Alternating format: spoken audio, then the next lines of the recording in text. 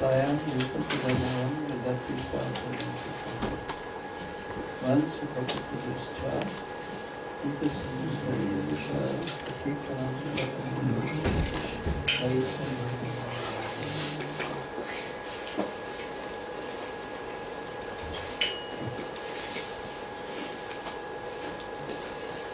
In the 13th chapter of the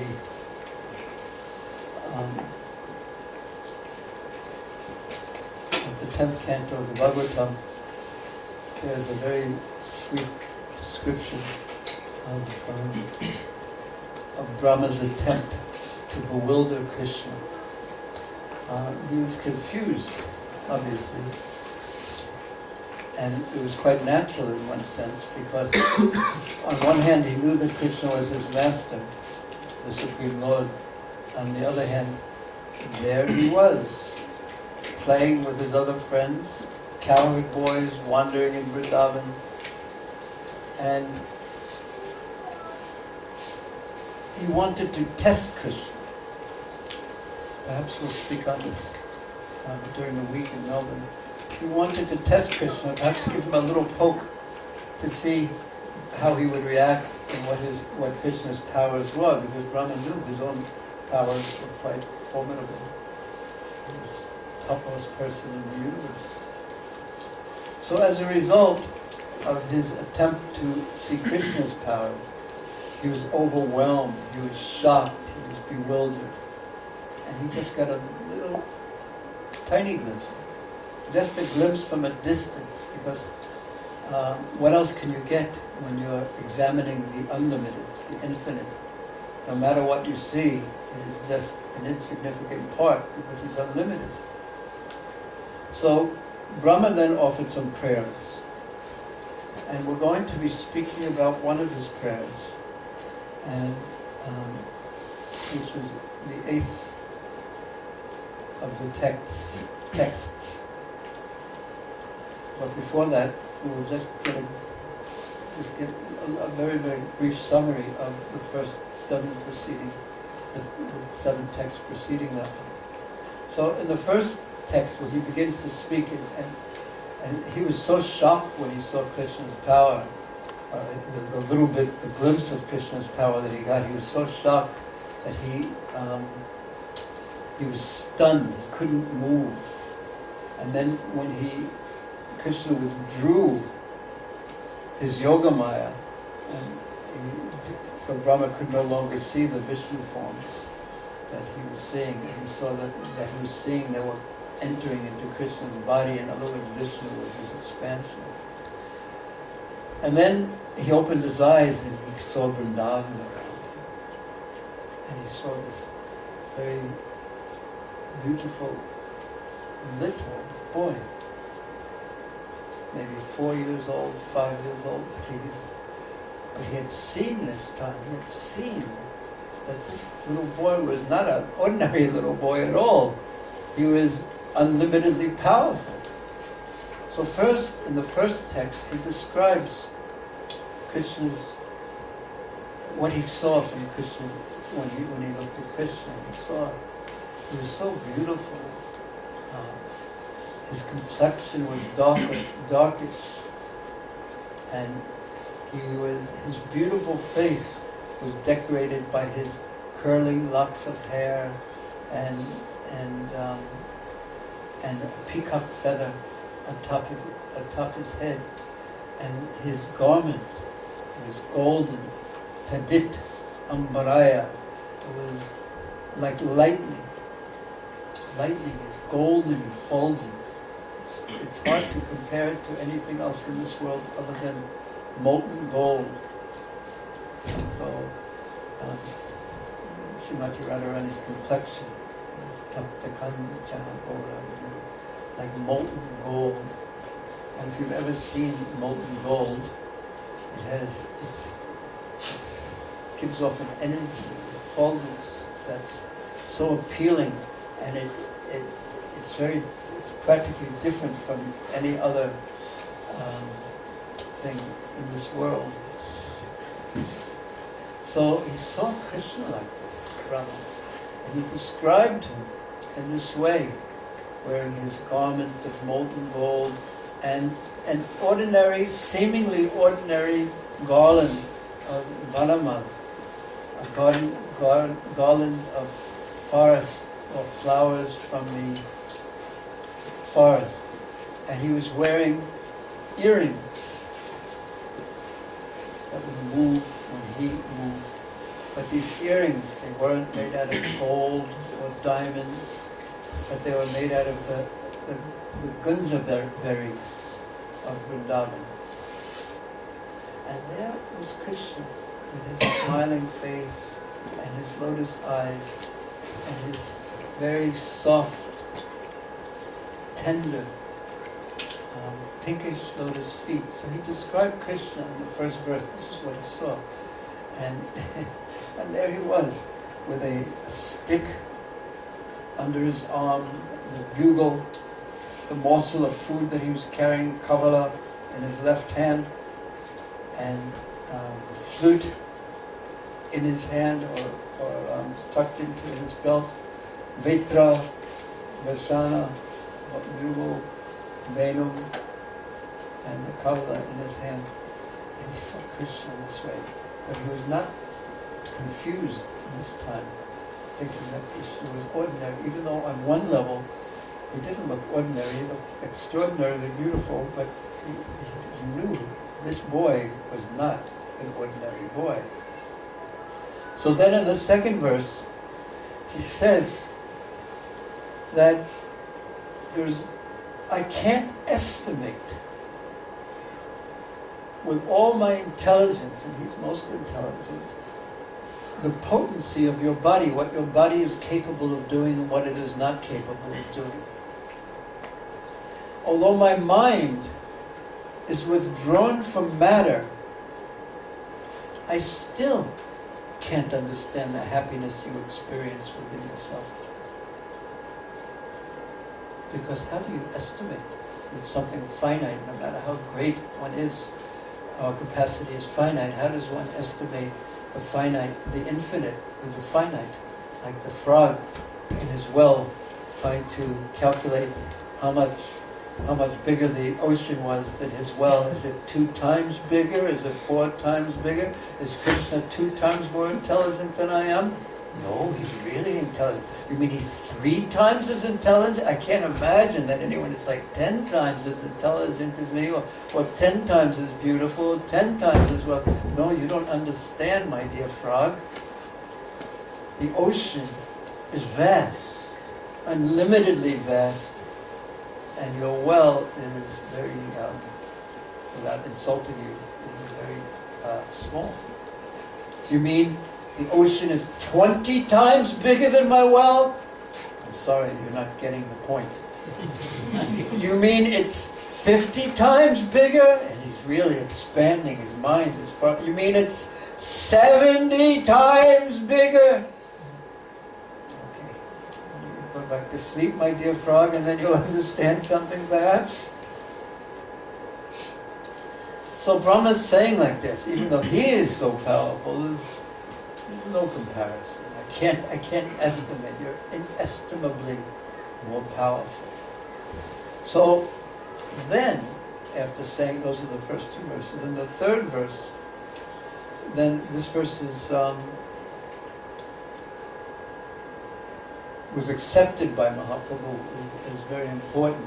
So if the Lord is unlimited, how are we going to know Him? How we can know anything about Him? Or we can say He's unlimited. You can't know anything about Him because He's unlimited, because we're all frogs in that sense. So Brahma tells the path of understanding. You stay where you are. Don't try to run all over the place, but you hear. You just hear about Krishna from the Bhagavatam, from known sources in this way. And then, even though He is unlimited, you can conquer Him by this path of hearing about Him. So therefore, in the 4th verse, he says that this path of bhakti, with the Shravanam Kirtan, is the best path. And if someone gives up that best path to engage in speculating 5 times bigger than the world, he must be like this, and space must be curved, and there must be a black hole that everything enters into, and there must be singularities that which is all of matter composed, and time must expand from that. Trying to understand something about the ultimate reality. If someone gives up bhakti to understand it, which is a descending path, and trying to understand reality by the speculative path using one's own intelligence, his only gain, and Brahma compares it to, if you take wheat that's already been husked, the grains have already been taken out or winnowed out from and if you just try, after the grains are already out of the wheat stalks, then you keep trying to beat it and beat it and beat it, and the only thing you get is your own labor, your own hard work. You don't get any result. No wheat comes from it, because why? There's no wheat there. It's already gone. So all you get out of your endeavor is your endeavor. That's it. So Brahma compares someone who gives up bhakti to take to the speculative path, just like the person who is trying to get grains out of a place where there are no grains, and always beating it and beating it and saying, this is such hard work, but I'm not getting anything. That's true. You won't get anything. Then he says, in the past, many yogis of this world gave their endeavors to you. They worked for you. And through devotional service, they perfected their hearing and chanting. So they offered the fruits of their work to you. So he's putting them above the jnanis who get nothing. And by hearing and chanting about you and offering the fruits of their work to you, they came to understand you. And when they understood you, they could surrender to you. And by that surrender, Paramgatim, they attained the supreme abode. And then, because he's basically criticizing the path of trying to understand Krishna through one's own limited intelligence. Non-devotees, however, so even a person who's working in this world can attain you through the process of detached offering of the fruits of his work and hearing and chanting to Krishna. But on the other hand, non-devotees can't realize you in your personal feature. They may perhaps realize you in your impersonal feature, but the only way they can do this, practically speaking, you have to empty your consciousness of everything. Now you can try that. We're not going to do it as an activity. You try to empty your consciousness of everything. And what will you have in your consciousness? So many different things, whether it's monkeys or sweet rice or whatever. Something must come into your consciousness. So the impersonalists who try this type of meditation, the only way that they can get their impersonal realization is if Krishna benedicts them with that anyway.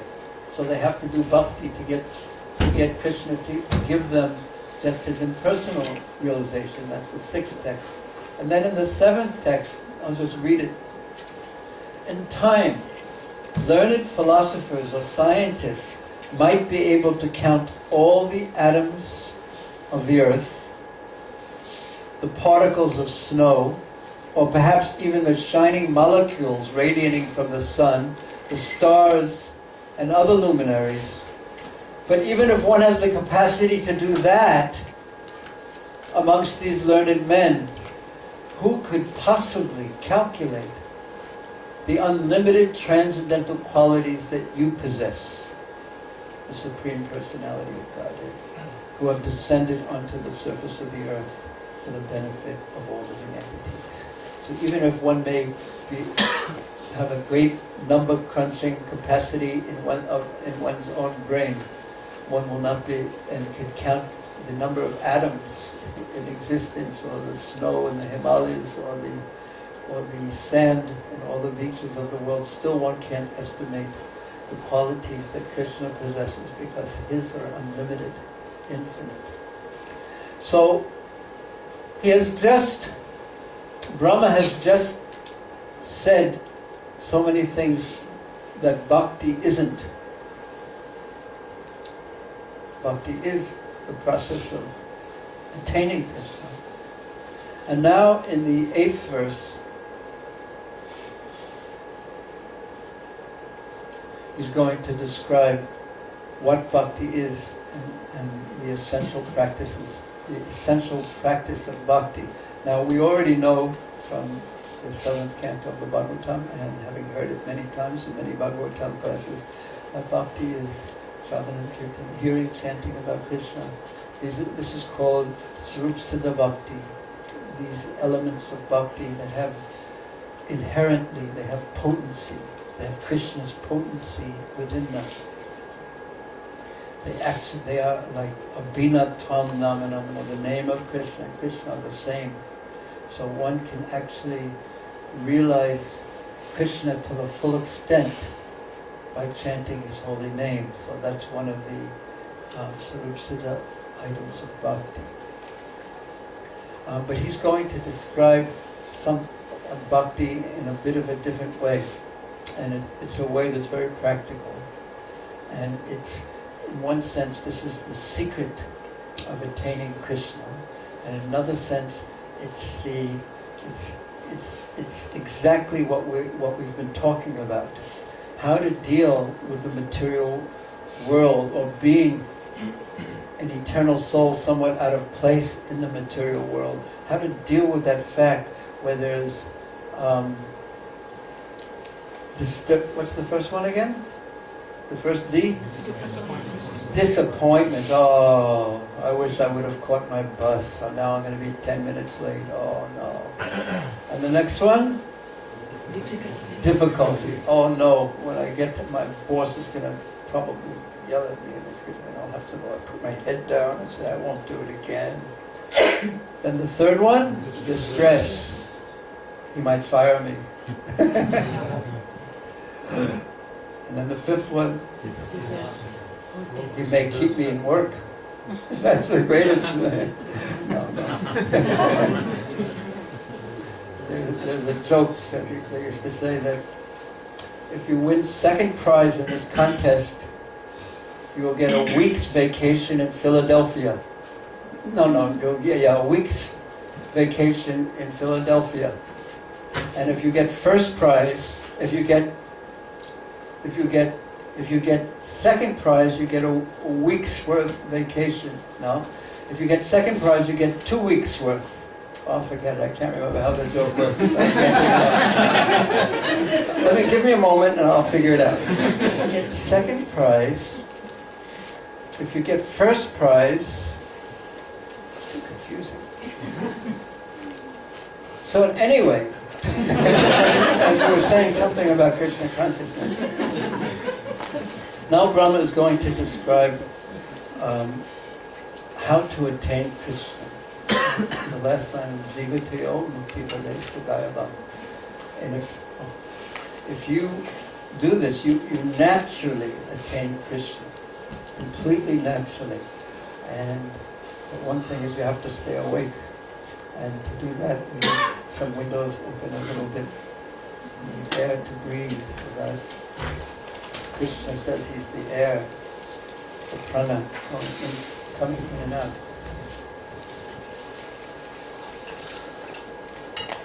Oh yes, now I remember. Second prize. First prize. No, second prize. You want the? You just confused me again. Second prize. You got it wrong again. Thanks, dear. No, I forgot it again. I had it for a second. First prize first. Then second prize is... Okay. What is it again? The first prize is a holiday week in Philadelphia. And second prize is you get 2 weeks in Philadelphia. Get it? It's pretty funny, huh? It's better when I tell it. But I never can remember it.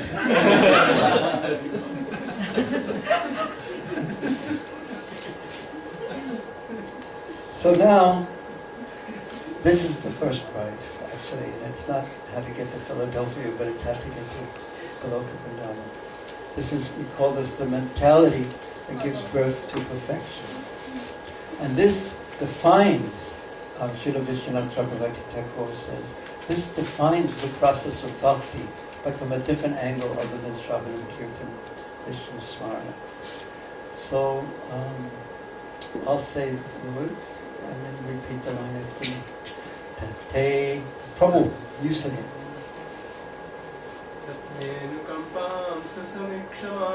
Everyone.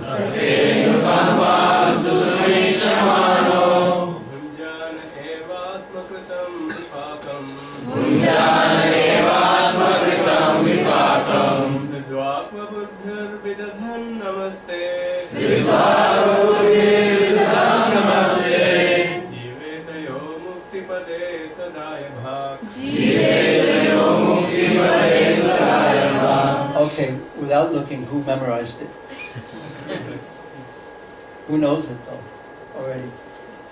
Say it.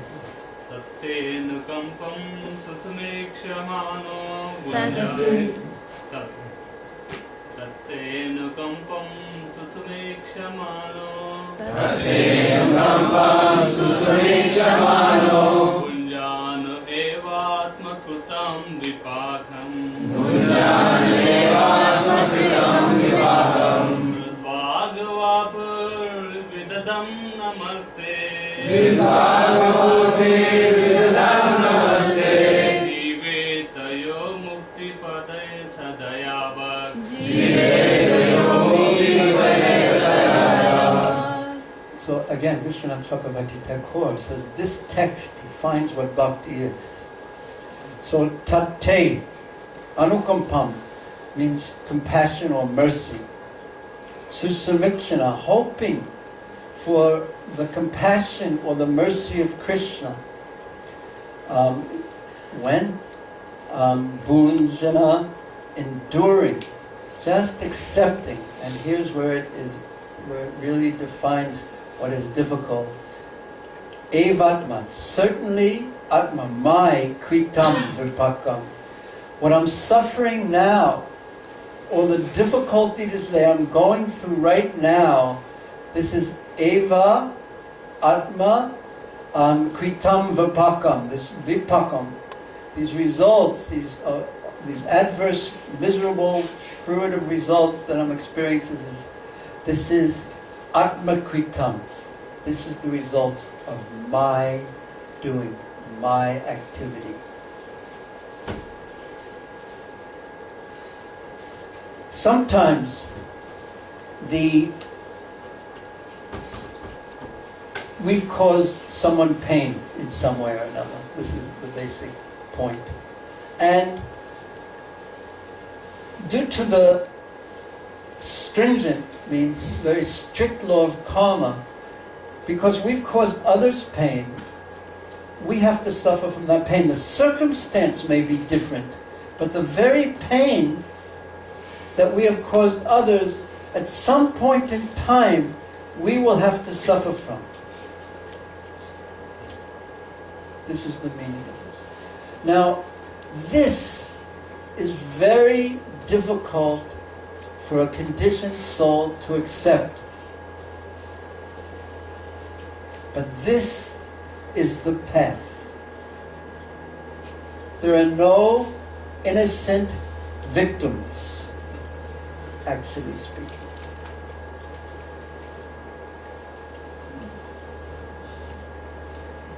So there's two sides to that. One is, and this comes out also when Maharaj Parikshit sees the cow and bull being beaten by Kali, and Maharaj Parikshit is the protector of the cow and bull, and he pulls out the sword practically to chastise Kali, and he does this a little bit later, and he said, "Who has done this to you?"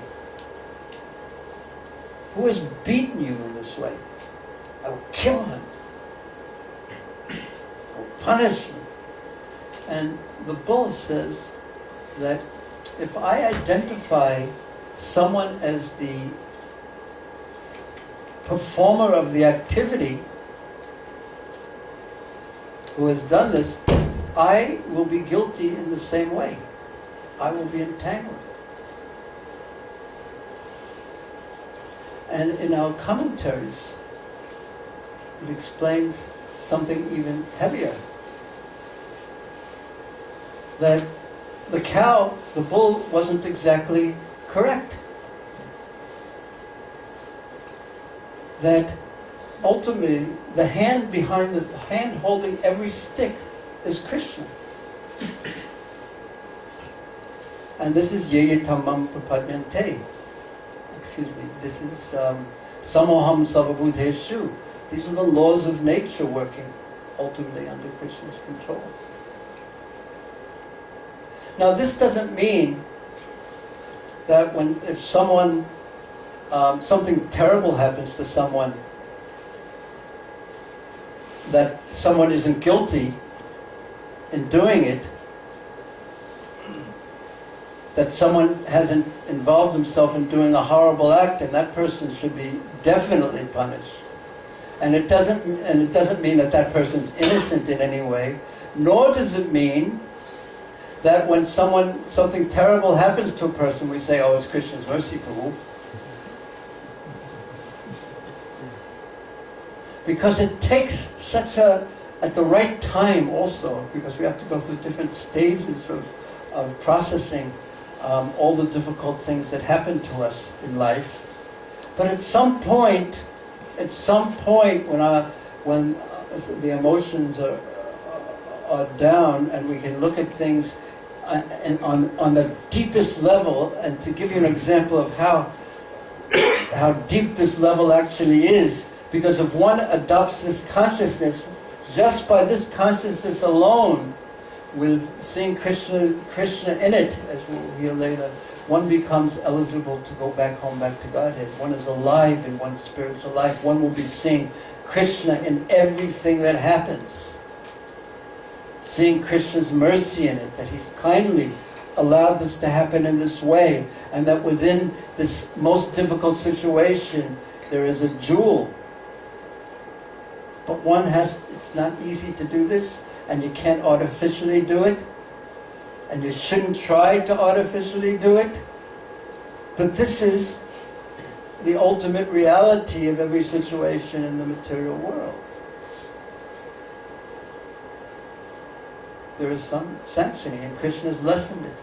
One time I was in a Chinese city called Usi, which happens to be the animation capital of China for making cartoons and things like that. And I came there to give class to the devotees there, and there were not very many, maybe 15, 20, and they were almost all old ladies. And I thought, what am I going to do here? I want to talk philosophy or something like that. But then as soon as I said, how many of you have been to Vrindavan? They all raised their hands. They're all Chinese old ladies. And they started telling me about Vrindavan. And practically when they were speaking about Vrindavan, tears were coming to their eyes. Oh, I didn't want to leave. I just hope I can leave this world and die in Vrindavan. I just can't wait till I come back, and things like that. And the youngest of the old ladies, who was, she was 45 perhaps. She started talking about what her life was like, and she said that 10 years ago she had cancer. And I said, of course she reacted, I'm very sorry to hear that. We look around and say, oh, Krishna's mercy, Mataji. He's so kind, isn't he? No, we don't. So I, knowing how to be a little bit polite, I said, oh. And she said, no, it was Krishna's mercy. Because I was so attached to so many things. That's what she told me. She found herself, as she progressed in her Krishna consciousness, that she was so attached to so many things that would be ripped away from her by time anyway. And what happens when you are attached to things that you're going to lose? You suffer so much. You're holding on to something, and the forces of nature, be it your karma or cruel death itself, are pulling it from you. And you can't, no matter how many arms you have, you can't hold on to them. So she thought that Krishna had been very, very kind to her, to detach her from things on this level, and it was actually real with her. It was deep. She was deep. We can't pretend. But if we maintain all the wounds of life and not see Krishna's mercy in it, we can maintain them for 10 years and 20 years and 30 years and 40 years, and the event is completely gone. 50 years, 60 years.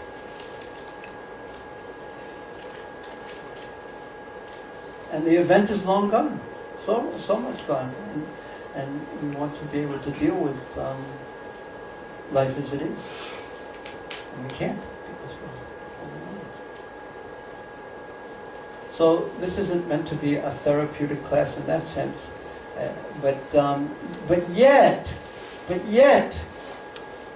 Brahma says, and Vishwanath Chakravarti Thakur says, this is going to define bhakti. We endure vipakam, the adverse, difficult, fruit of results, thinking that they're a reaction against things that have that I have done, and see, earnestly hope for Krishna's mercy within this. And then the rest of the verse, vidvag vipurvir, with the heart, with the words, and with one's body, vidadana namaste, offering obeisances to Krishna. Seeing somehow or another, on all different levels, not just with the words, because that's easy to do too. And not with just the body, because we can offer our obeisances to someone with our body, and oh, please accept Muhammad, and then inside we're very, very angry at them. And we can say so many nice things, but inside remain, I'm very upset.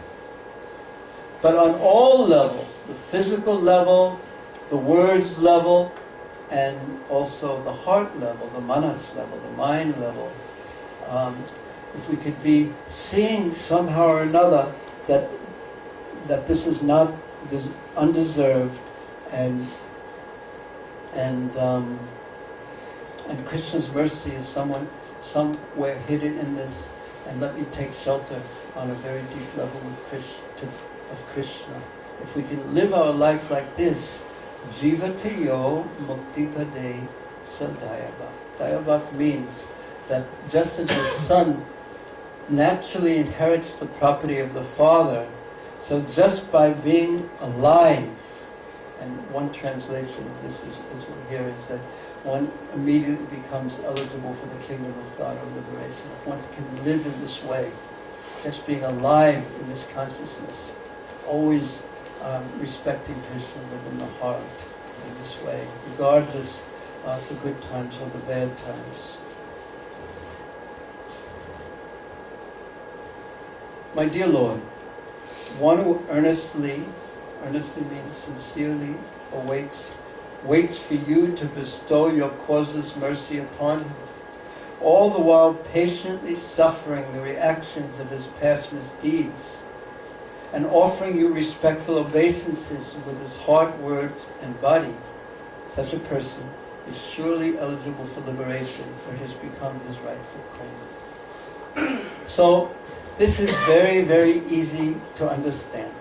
And it is very, very difficult, very, very, very, very difficult to do.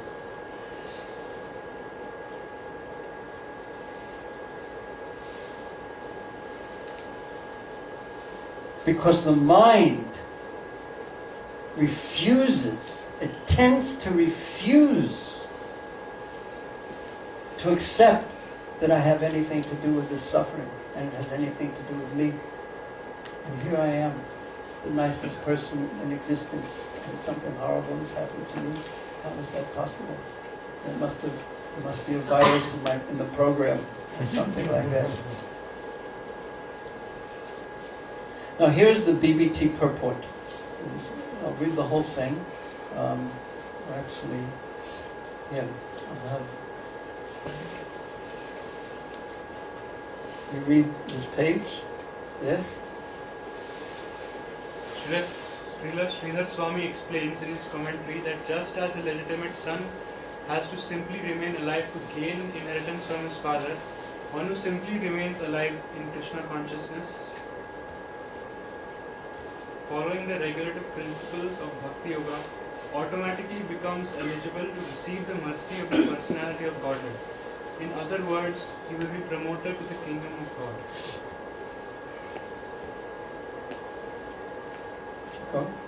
The word Samikshamana indicates that a devotee earnestly awaits the mercy of the Supreme Lord even while suffering the painful effects of previous sinful activities. Lord Krishna explains in the Bhagavad Gita that a devotee who fully surrenders unto him is no longer liable to suffer the reactions of his previous karma. However, in his mind, because in his mind, a devotee may still maintain the remnants of his previous sinful mentality. The Lord removes the last vestiges of the enjoying spirit by giving his devotee punishments that may sometimes resemble sinful reactions.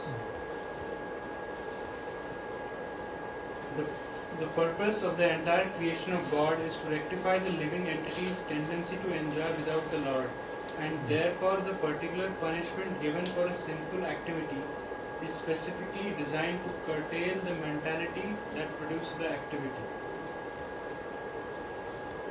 Although a devotee has surrendered to the Lord's devotional service, until he is completely perfect in Krishna consciousness, he may maintain a slight indication to enjoy the false happiness of this world. The Lord therefore creates a particular situation to eradicate this remaining enjoying spirit. This unhappiness suffered by a sincere devotee is not technically a karmic reaction. It is rather the Lord's special mercy for inducing his devotee to completely let go of the material world and return home back to Godhead. A sincere devotee earnestly desires to go back to the Lord's abode. Therefore, he willingly accepts the Lord's merciful punishment and continues offering respects and obeisances to the Lord with his heart, words and body.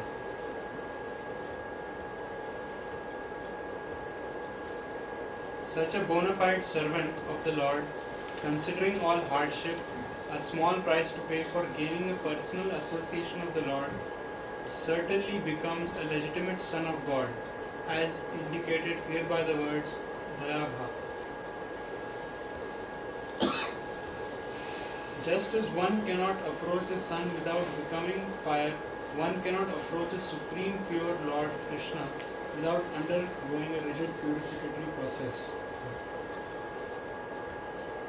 which may appear like suffering, but which is in fact a curative treatment administered by the personal hand of the Lord. What do you think? Intense. Huh? What did you say? Intense. Yes, yes. Listen to the comment of Vishwanath Chakravarti Thakur. See, if one's relationship with Krishna isn't strong enough, in other words, trusting enough that he's actually there, and he's actually in control, and he's actually behind this, then it's impossible. And he's loving, and he's compassionate. And the difficulties of the material world, no matter how difficult they are, painful they are, terrible as they are, destructive disasters as they are, they're temporary, and being with Him is eternal. Unless one's faith is complete on that, it will not be possible to have this consciousness. Listen to what Vishwanath Chakravarti Thakur says. Now the other processes have been rejected and bhakti accepted as the process to attain Bhagavan. Now the process of bhakti is described.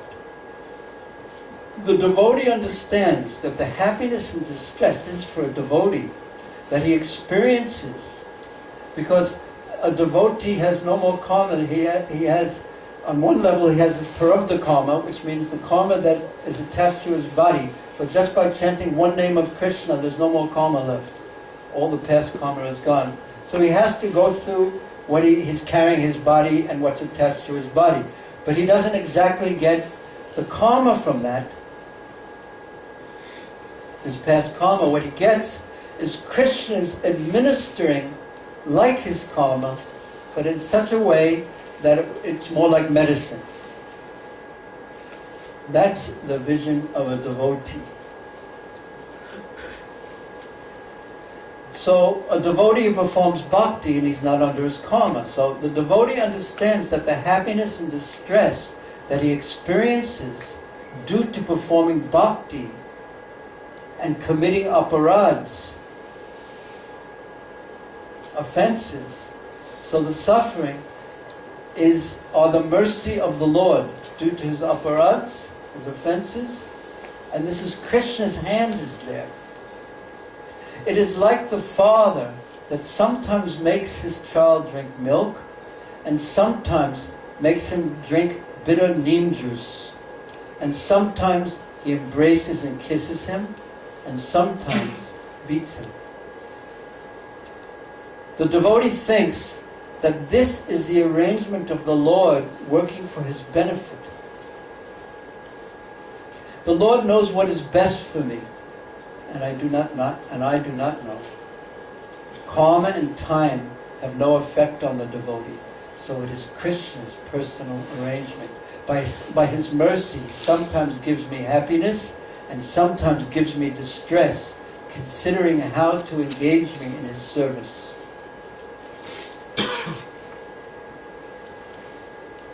So then there's a quotation from Prithu Maharaj's prayers, where Prithu Maharaj says to the Lord, as the Father does what is beneficial for the Son, so you are engaged in my arrangements for my benefit.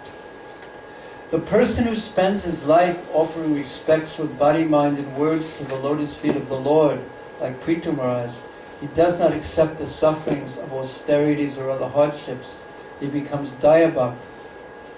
He gets liberation from material bondage and he gets service to the Lord. As the inheritance from the Father is the livelihood for the Son, so the attainment of liberation and service to the Lord maintain the life of the devotee. And while living in this world, the devotee remains fixed on the path of bhakti.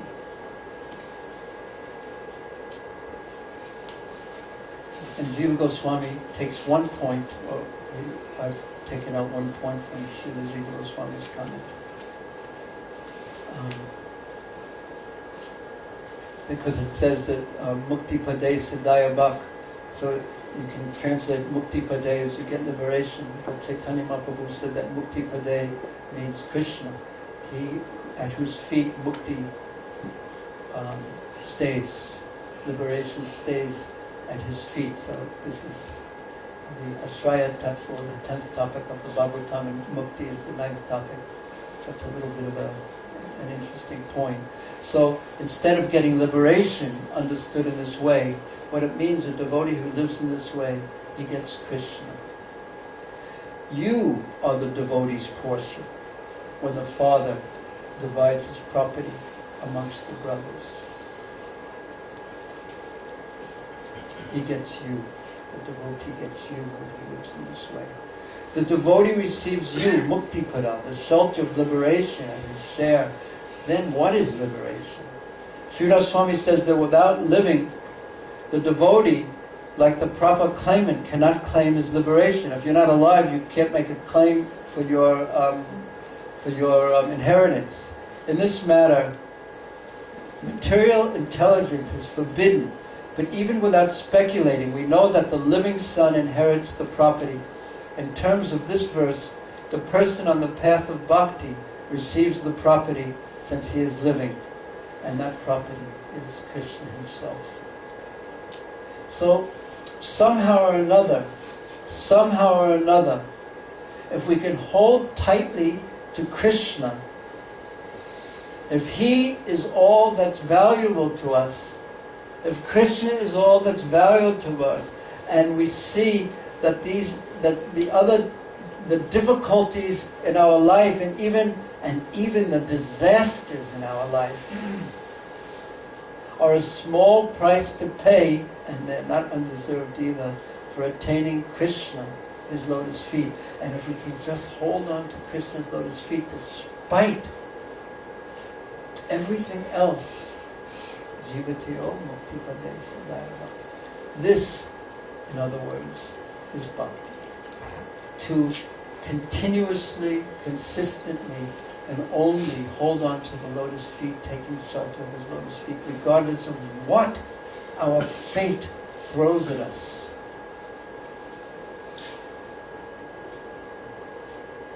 And sometimes our fate can be quite gentle with us and give us gulab jamins only. And we think, oh, Krishna's mercy. But if there's a bomb, why is this happening to me? But one has to be able to grasp both and hold on to Krishna in all circumstances. In all circumstances. Seeing life, practically speaking, as a practice for death. Ante Narayana Smriti. This is the purpose of life. To remember Krishna, to hold tightly to Krishna with devotion when it's time to leave this world.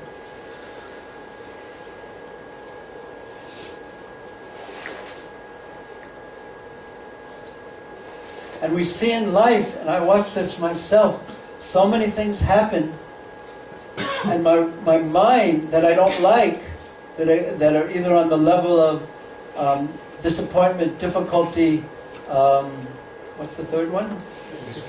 Distress and disaster. And these things happen, and life is full of them, and I see my mind turns away from Krishna. And the last thing it wants to do is take shelter of Krishna.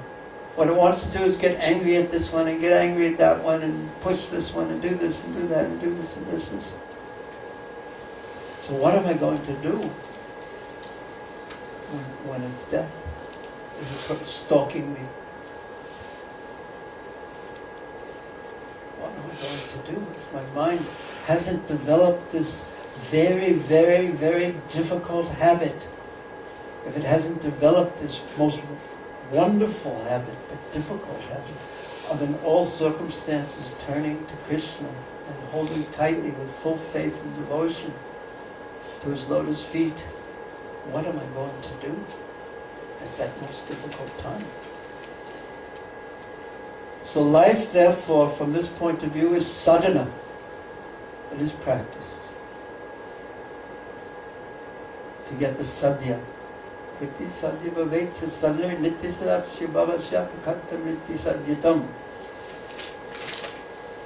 practice to attain the lotus feet of Krishna. So this is what it means to be a devotee. That Krishna is everything for me. Let the world come, let the world go, let whatever happens, happen to me. But Krishna is everything. Now, I've written down, let's see if I put them in here. 9 points to consider in this regard. Because, again, it's relatively easy to understand, but oh, it's difficult to put it into practice. It's difficult to even want to put it into practice. But this is bhakti. I have nothing but Krishna. And it's easy to see, however, how much mercy is required. So therefore, if you notice in the verse itself, the tate anukampam, hoping for Krishna's mercy, but the giving of mercy is Krishna's part of the relationship. And what's on the devotee's part is this acceptance of reality as it is. This is what's happening. Let me figure out how I'm going to deal with it in such a way that I can move forward in what is truly valuable to me. So, just 9 points in this regard, and then we can discuss. These, I thought, were just points I thought of that were relevant. That bravery is often required to meet one's fate. I say often because when the Galabjamans come, you don't have to be brave. But when the rest of life comes, it's much easier to preach to others on this point than when it's happening to you. This I've seen too. That bravery, one has to be brave to meet one's fate. It's not easy. Because our dreams of what life is going to be like, it meets the hard road of reality at different points of our life. And it's going to do that for everyone at some point at the time of death. But even before that, and I'm not emphasizing it so much at this point, but it's, in one sense it's the most important point. Taking this as the standard of bhakti will make us humble. And making us humble brings us to the point where Krishna is more inclined to give us mercy. Our own humility. So the Krishna is giving mercy as his part in the relationship, and we leave his part to him, and our depending on Krishna and becoming humble is our part. But one has to be brave to meet one's fate in life. The process Lord Brahma prescribes requires pure consciousness, which comes from good association, strong sadhana, and Krishna's kindness. One has to be very pure. In difficult times, having trusted, confidential, devotee friends is extremely helpful. Because the point of this seminar is how to deal with difficult times. Without devotee friends who we can open our hearts to, who are kind to us, very extremely difficult.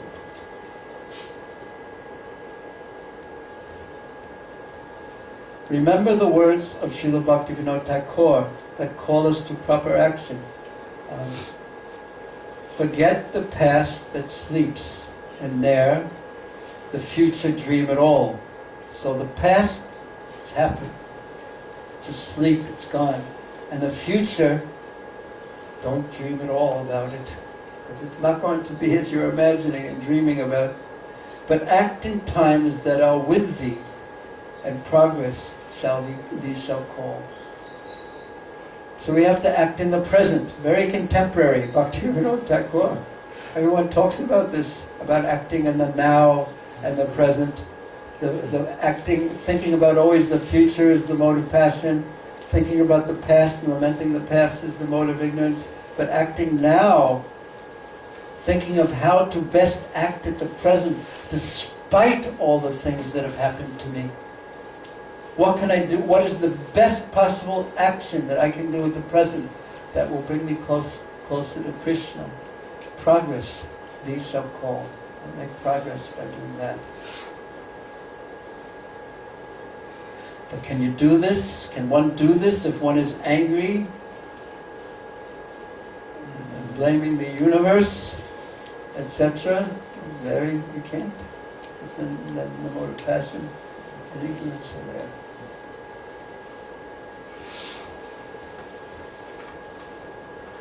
Remember, only coming closer to Krishna is of true value. Why is that? It's because everything else is temporary.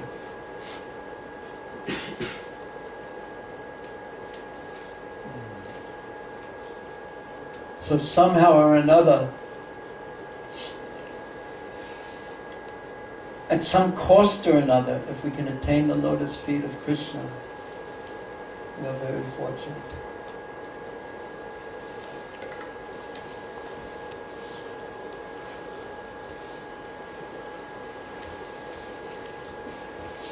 Avoid thinking oneself an innocent victim of undeserved suffering. I find this very difficult.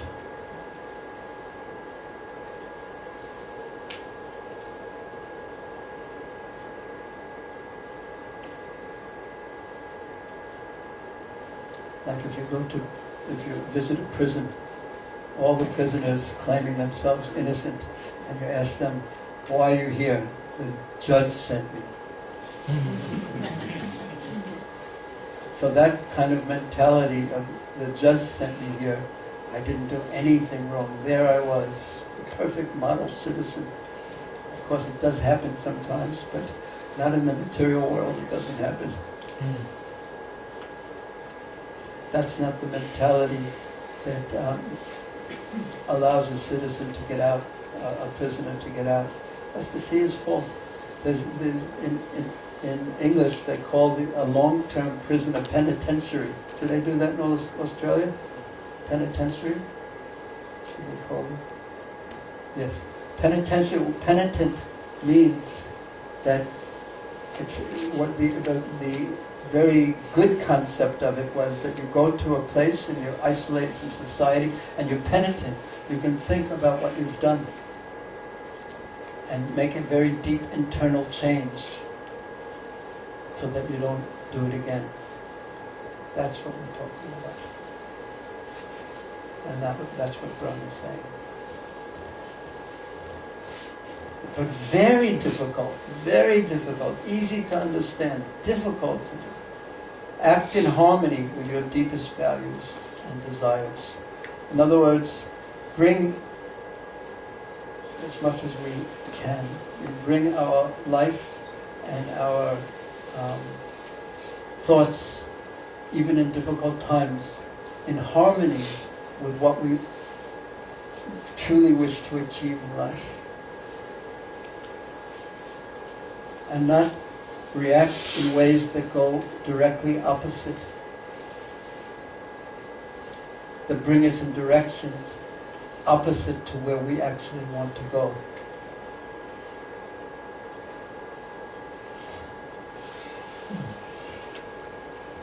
Search for the hidden treasure of Krishna's mercy. Now, in this regard, I'm going to, at the end of this, I'm going to ask you this same thing, but I sent around to some devotees some questions, 4 simple questions. First, have you found Krishna was with you and helped you in times of difficulty? Could you give an example? What did you find most helpful to think or do during difficult times? And fourth, there's a fourth one. Describe an experience where a greater benefit has been born of difficulty. So I'm going to give you these questions too, and if anyone wishes, I'll be very happy if they reply, and I can keep it anonymous if you like. So I have some answers from devotees on this, and some of them are extremely powerful, and from devotees who I personally know have gone through extreme difficulty.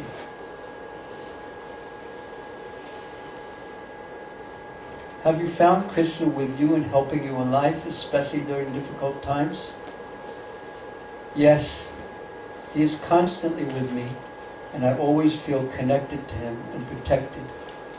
During difficult times, I sometimes find it difficult to meditate on him deeply, but I never feel abandoned and feel he is orchestrating the events I am experiencing.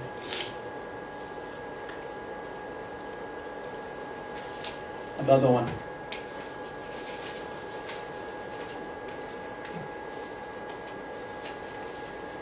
When my spiritual master left, I was so devastated, but I actually couldn't stop chanting Hare Krishna. I would wake up all the time during the night and immediately start crying, and I would chant. Actually, I wanted to commit suicide as the mental pain was so much to bear. I came to realize that it wasn't me chanting, but Krishna encouraging me. So I could see that the pain was my karma and that Krishna was helping me so much. He was very much with me. And now I have learned to chant in difficult times because I know Krishna is there. I just chant in my mind and I feel his presence. I clearly see it's my karma that I'm in this situation and that ultimately everything will be all right.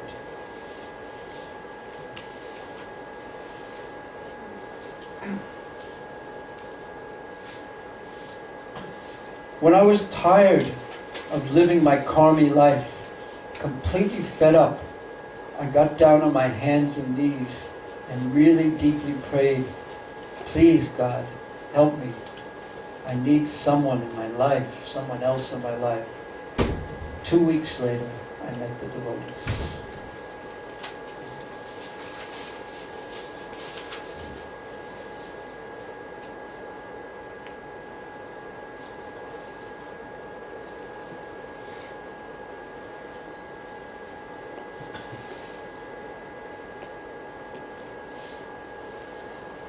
I found that in times of difficulties, especially during the earthquakes, Krishna has been helping me in his form of the holy names.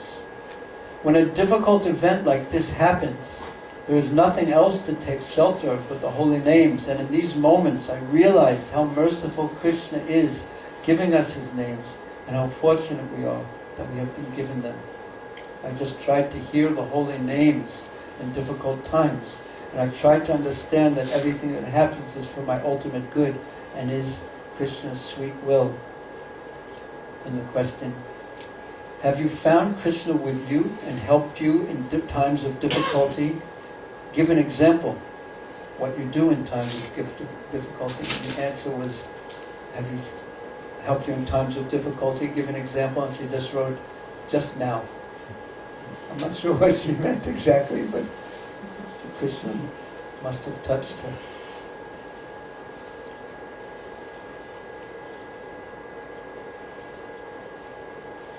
Listen to this one, very interesting one.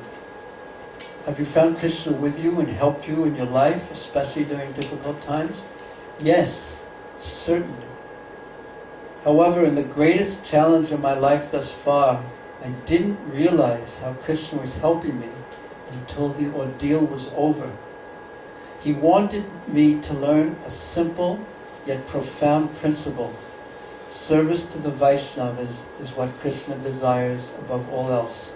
Once I understood this, he immediately pulled me out of extreme suffering. It was almost instantaneous.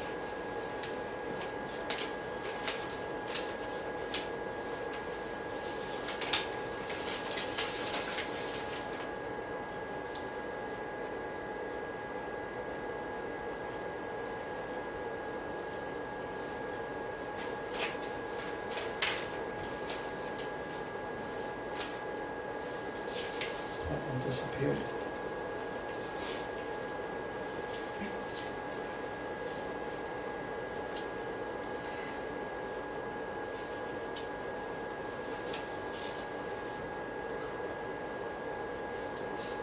What did you find most helpful to think or do during difficult times? Taking shelter of the holy names, taking shelter of Srila Prabhupada's books, taking shelter of my God brothers, taking shelter of one particular verse. Tatenu kampam susavichamano bhujane vatma kripavapakam Ridvad Virapurvya Vedadana Namaste Jivatyo Samukti Pade Sadayava. If it wasn't for the challenge I had to face and all the suffering that went along with that, I could never have come to the position of crying out to Krishna sincerely. And I know the person and extreme suffering. Because I did cry out to Krishna sincerely, I believe he heard my prayer and directly pulled me out of that position, at the same time allowing me to learn important lessons that I could not have learned otherwise.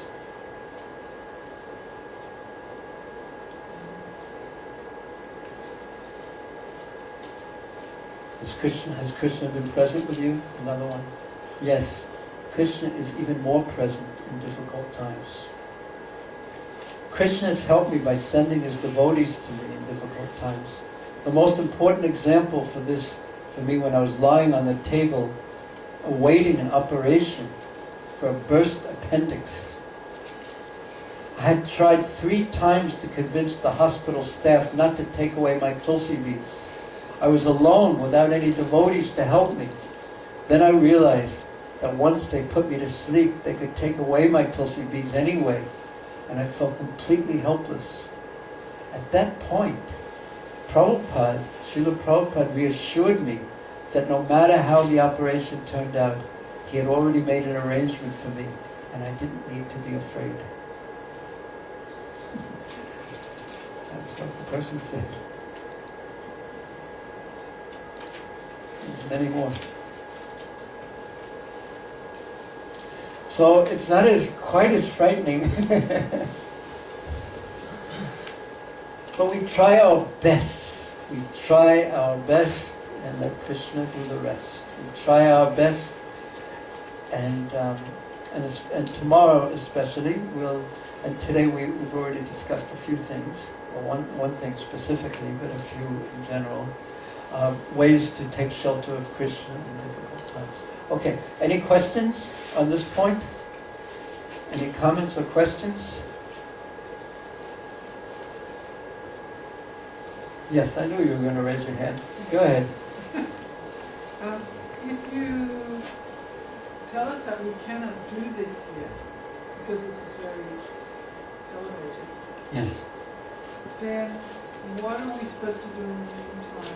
Like, what is in the meantime? We can't do this. No, I didn't say we shouldn't do it. Not shouldn't do it, but we can't. I didn't say we can't do it. Not that you said that we shouldn't can't, but that we're incapable of doing it. No, I didn't quite mean that. But what I wanted to say that it's difficult to put this point into practice. That's what I meant to say. But we should really try our best. But if we come up against the obstacle of some doubt, some lack of faith, or our mind, we should still try our best. But know that it's not because we're the most terrible, we're useless, and we're not even worthy of being aspiring for devotees. But rather we should know that it's an elevated position to constantly do this. It's so elevated that it makes you Jivatyo Samukti Pade Sadayavak. It makes you qualified to be in the kingdom of God.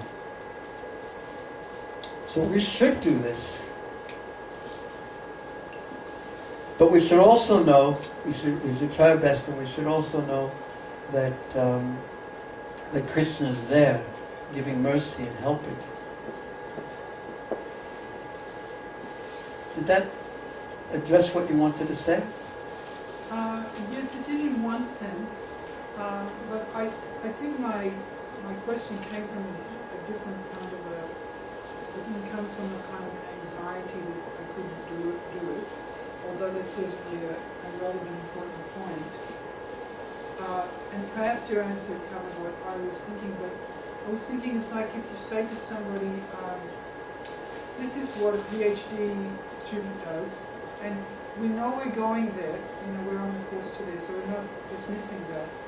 But then relative, as different grades, or what do we, is there something that we try to aspire for as steps?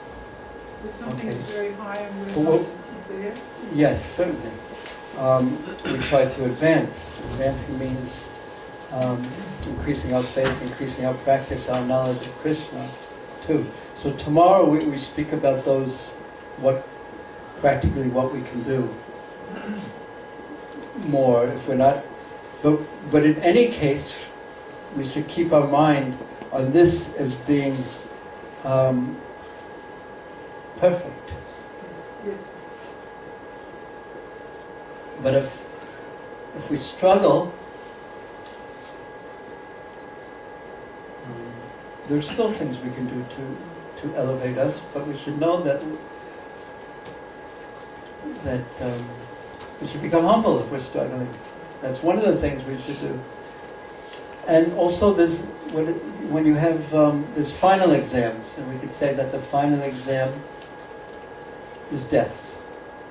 And that's the one that really counts in one sense. So if you have an exam, and we do have exams every day, or assessments, we will call them, because that's a better term than tests. Assessments, when you're in school, they give you assessments, but the real purpose of assessment is so you can see how you're doing. So every day we have so many we have opportunities to assess our consciousness. So if I see that I'm not up to a standard that I actually should be on, or would prefer to be on, or then we should know that we have to increase something, our study, so to speak. So that will cover tomorrow. Tomorrow's class. A good question to balance that. It's hard to say it from all the different points at once. Because there are people on all levels. So from down here, even I see my own life, from down here it looks extremely daunting. And from up higher it looks like a wonderful ideal. And from up higher it looks like a natural reality. So I was curious to see on all levels what one should be looking for. Yeah.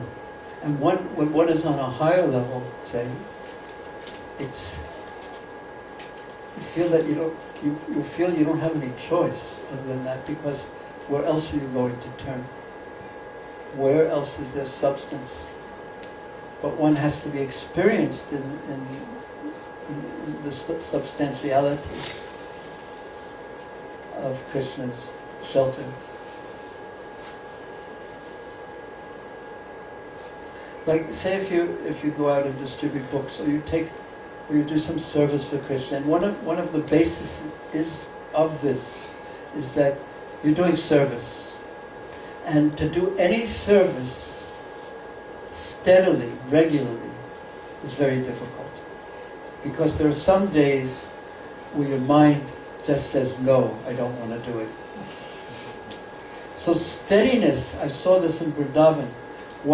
You can go and make a big, in Vrindavan, what impresses people, you can go and do something, you can sit up in a tree and chant, for 3 days straight and not sleep and not eat, and no one will be impressed.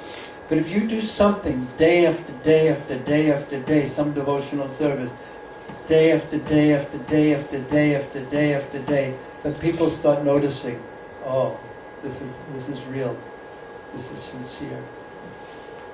So one of the background points of this is of service. Is of service. So I can't remember where I was going.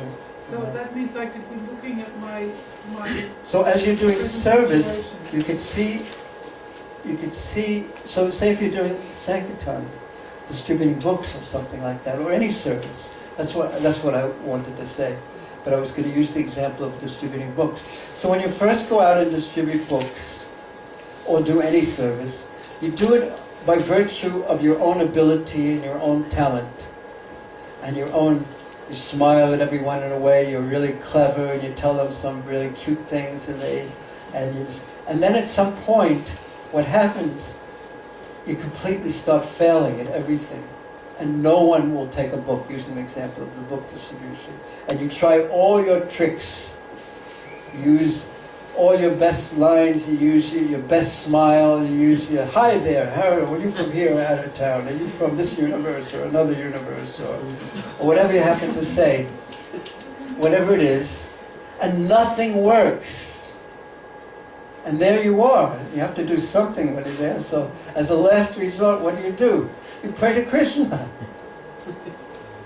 As a last resort, we pray to Krishna. Oh, Krishna, unless you help me, what hope do I have? So then, if Krishna so desires, someone, say for example, may take a book and say, wow, does that mean that Krishna is really there? Maybe he's actually there, it's not just some story or something like that. And this way our faith gradually grows. I remember that time in Hong Kong. I mean, I have a few experiences I could say for myself where actually, in my mind, I really did say this. Hey, maybe it's all actually true. That time in Hong Kong where we had put down, we were just early 20s, and we had saved up like $250 or something like that, and we put it down as a down payment for an apartment that we were going to use as a temple. We were living in a guest house up until that time. We were just kids, really, but enthusiastic Hare Krishna kids trying to do something, Prabhupada. But it was risky. There we were, all alone, and with nothing. There was no other devotees, no temple or anything like that. And Hong Kong is a very materialistic place. So the $250 we had, we put down as a down payment on an apartment that was going to be a temple, but it got tied up somehow or another, and we had neither the $250 nor the place to live. For 2 weeks, we had, I think, perhaps 6 Hong Kong dollars, which at that time was about $1.50, for 2 weeks.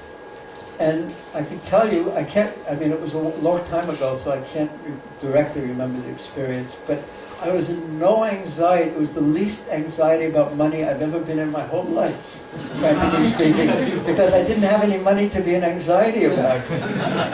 Spending it wisely, saving it, losing it. There was nothing. But during that time, it was like magic. And people would come and bring food to our door. Vegetables, chickpeas from the temple, from the Hindu temple. People would come and pay the rent. People would do this. People would do that. And I started thinking, wait a second, this is not ordinary.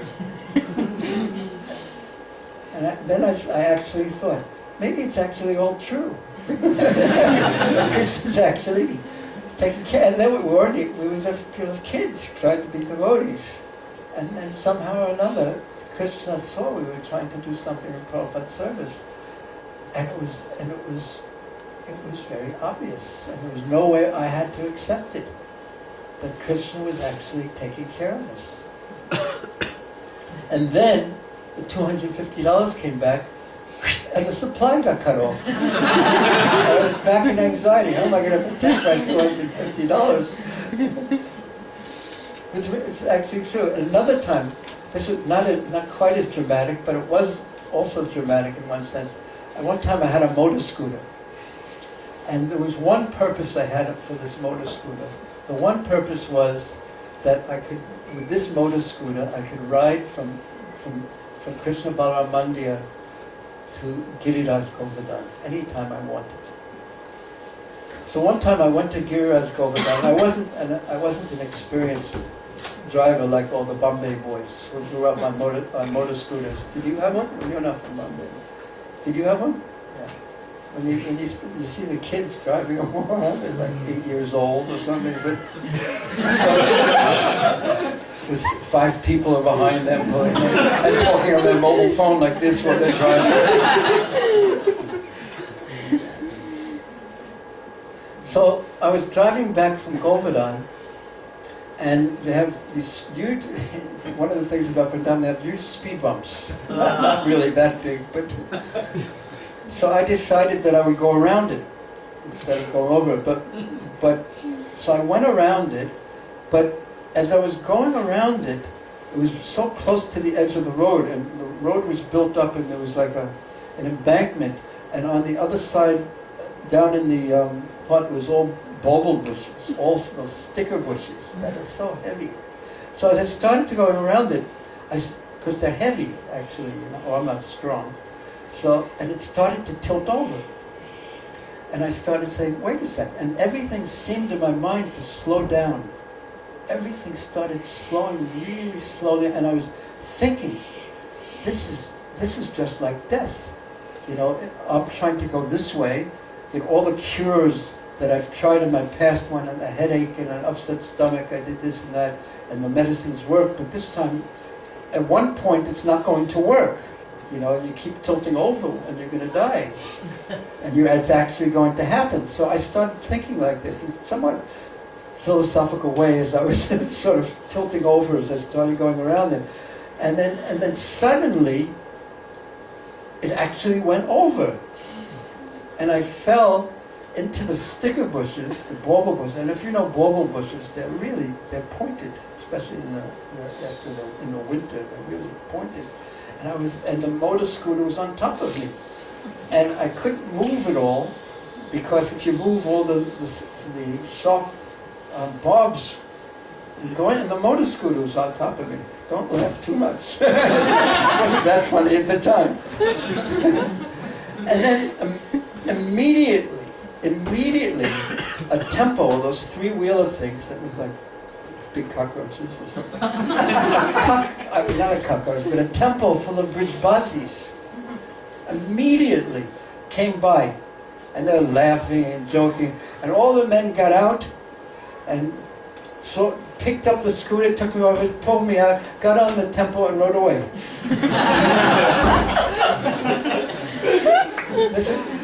This is Vrindavan. It's such a magical place. But the whole world becomes a magical place.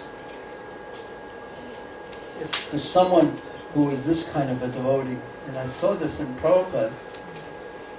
He struggled like anything for so many years. And then suddenly when Krishna gave him success, boom, boom, boom. And he had to work so hard to deal with it. Because it was expanding so quickly. But it was like magical what was happening.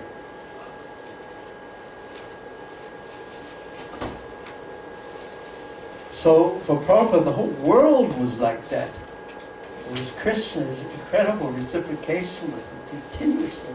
So what kind of anxiety is there for a person who has this kind of consciousness? When you have Krishna on your side,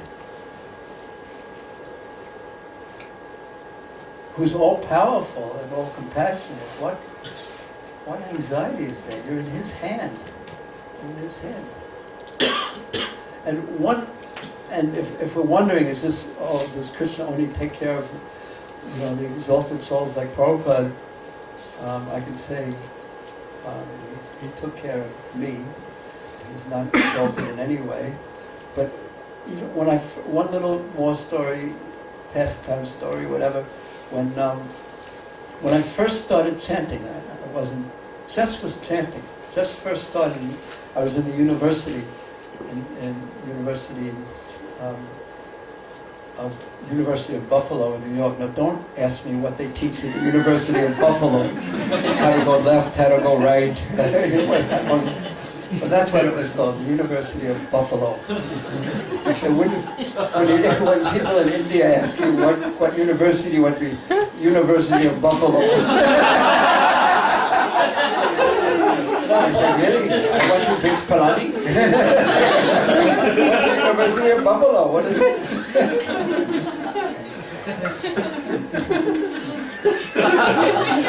Moyesh. How do you say in Hindi? Bengali, it's Moyesh.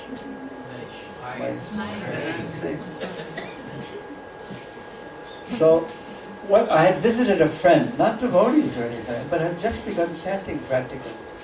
And in the university I had a camera, a film camera, but it looked like a good camera. And I was walking to the bus stop to go back, and it was late at night. And there's a main street, and on the other side of the main street, I was on one side, and the other side of the bus was on Main Street, and on the other side there was a very, very bad neighborhood. Very bad neighborhood. Dangerous neighborhood. And somehow or another, as I was walking, I crossed the Main Street and ended up looking for but I was completely in the wrong neighborhood. And suddenly, as I was walking with my camera, this gang of young hoodlums approached me. And they were like teenagers or something, but there was a gang of them, and it was actually very dangerous. So I started chanting and chanting and chanting and chanting and chanting and chanting and chanting and chanting and chanting and praying to Krishna to help me. So then, as it turned out, I won't tell you all the details, but as it turned out, some of them wanted to beat me up really badly. And the others thought I was a good guy, good person. So they wanted to, so they thought they should just let me go. So the two sides started arguing. Then they started fighting with each other.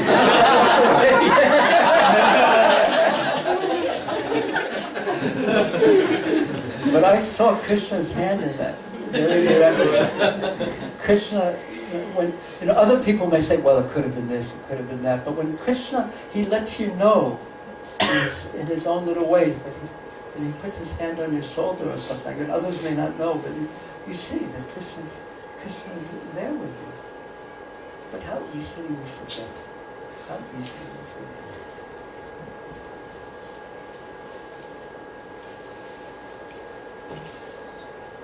So that's some of the other sides of this search for the hidden treasure of Krishna's mercy in every circumstance. And sometimes, as one of the devotees responded, it may not be so easy to find it until after the ordeal is over. Or at the time of death, when the motor scooter of your life is actually going to fall over into the bauble bushes of existence. And are we gonna, if Krishna doesn't cure our disease, are we going to think that he's not there? Or are we going to keep trusting him and hold on to him regardless of what happens? This will take practice in life, and that's sadhana. And we can tell the story of Suchirani in that regard too. That there's one devotee girl that we knew very well was staying together in Perth, and she was going around. She had very, very heavy cancer and was starting to die, and she decided that she wanted to leave in Perth, and we were in Vrindavan at that time, and she wanted to go to Perth. And without going into the long story of it, Gopinath said, no, you're going to leave here in Vrindavan. It was completely against her. He took over. It was against her desire, her will, and everything. He said, you should leave in Vrindavan, because this is the spiritual world. And then she accepted it. But he had taken her all around the world seeking cures just to bring her to Vrindavan because she was sincere. And she left in Vrindavan. And then when Bhaktivedanta Mataji was around her with Kalini and Palika, and just as she was leaving, and he was saying, chant. And she said, I am. She was chanting Krishna's names in Vrindavan while she was leaving. And Ainsa Prabhu had come up, he had been chanting there with Madhava Prabhu the days before she left. And Ainsa, in his inimitable style, he said, when I heard that she was going to leave, that she wanted to leave Vrindavan, I said, why should I come and chant in front of such a nonsense person? And then when he heard that she was staying, he started coming and chanting in the evenings. And then 3 days after she passed away,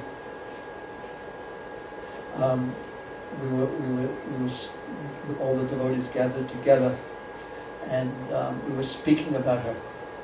So I told the story of how she wanted to leave, and Jaktini Mataji had set up her altar with Gopinath on it, with lights and everything like that. And then I was telling the story of how she wanted to leave, and then I said, but Gopinath tricked her.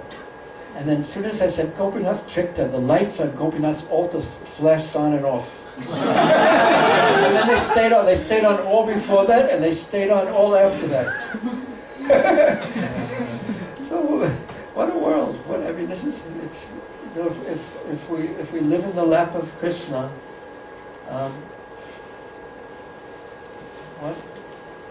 we're in the lap of Krishna. Prabhupada used that expression instead of, in the hands of Krishna, but in the lap of Krishna. This lap brings up the mood of mother. And in the lap of our mother. We actually said that about Vrindavan. What can go wrong?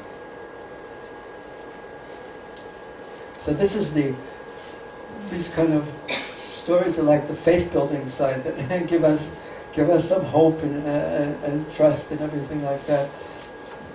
But tomorrow we'll speak about some of the practical points, also some other practical points. But here's the very basic, important, essential principle that somehow we have to trust Krishna and see His mercy and see our own culpability. And that I'm not understood. Trust Krishna's mercy. Okay. Why don't we take, according to our official clock up there, it's 20 after. Let's take a 10-minute break and come back exactly at 5:30 for the next part of this class. Please be on time. For 10 minutes, maybe do breathe some fresh air and do some litai, and do some thinking and praying and chanting, and be back on time.